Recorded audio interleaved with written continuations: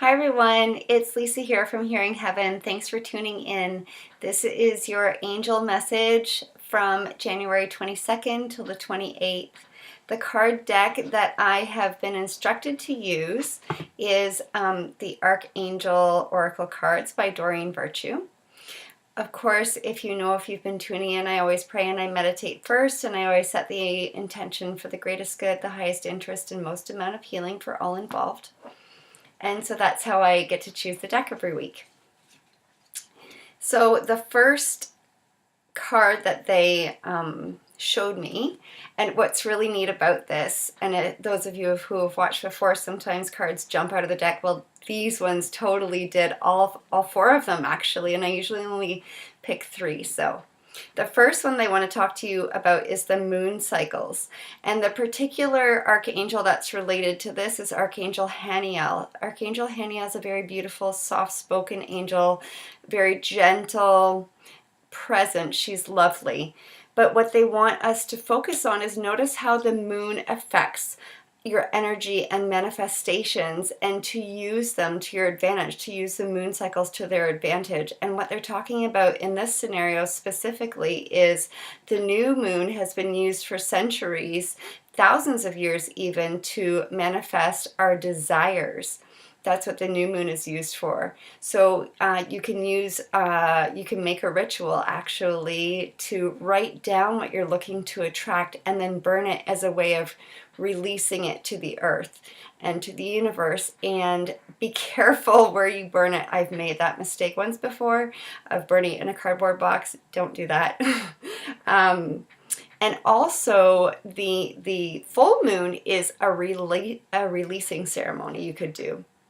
And that's to write down everything that you want to be done with, anything that you want to release. So you can do the same. What I often do actually on full moons is I will write a list of things that I want to release, burn that, and then have the written list of what I want to attract, and then burn that.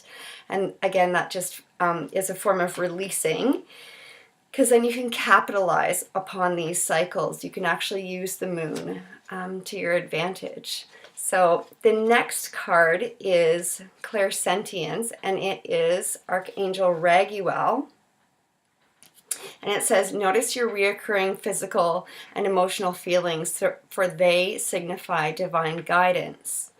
So clairsentience is a form of feeling. So that's what it defines. So we all have different clairs, which is just different ways that we can hear the angels, that we can hear divine guidance. So clairsentience is clear feeling.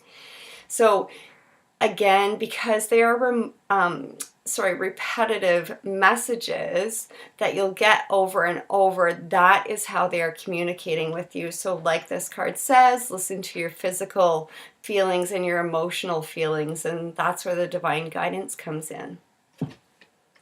The next card is from Archangel Jeremiah, and it's overcoming difficulties.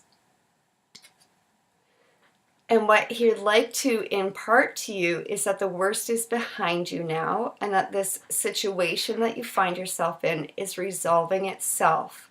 So not to worry, and to please give yourself your own healing and releasement by releasing your any feelings, actually, not just negative, but positive as well, to the angels, because they are here to help you and guide you.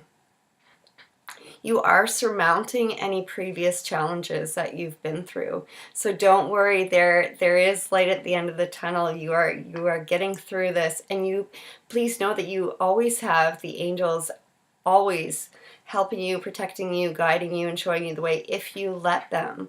And then that way we don't have to feel alone when we face challenges. And also please know that we all always face challenges, every single one of us. The last card that they wish to speak to you about is the Nuture card. And that's Archangel Gabriel. And what she wants to speak to you about is to really care for yourself at this time, to really nurture yourself. And that is physically, mentally, emotionally, and spiritually. Getting quiet, taking time for yourself. One of my favorite ways to nurture myself is to go and grab one of my little nephews or another little person that I know, because they're so fun and filled with joy and laughter. That's just a really beautiful way to get yourself out of your head. And other ways that I nurture myself is doing yoga and meditation and getting out in nature. So however nurturing looks for you, and that can especially be surrounding yourself with nurturing people. So those who don't focus on gossip or whatnot, those who are really there for you and care about you. And the angels are there to help you do that as well. Maybe you need to write a list, actually, is what they're showing me, of things that does nurture you. Maybe it's watching one of your favorite TV shows so you can detach and take some much needed time for yourself. It's sad that we live in a society where taking time for ourselves is often frowned upon, but please know that it's not. We are beautiful souls who do need a time out just as much as anybody, and it is not a bad thing. You'll actually come back refreshed and able to do your work even better, and not just your work, but your life. So thank you so much for tuning in. I wish you angel blessings, and I look forward to connecting next week. Have a beautiful time. Namaste.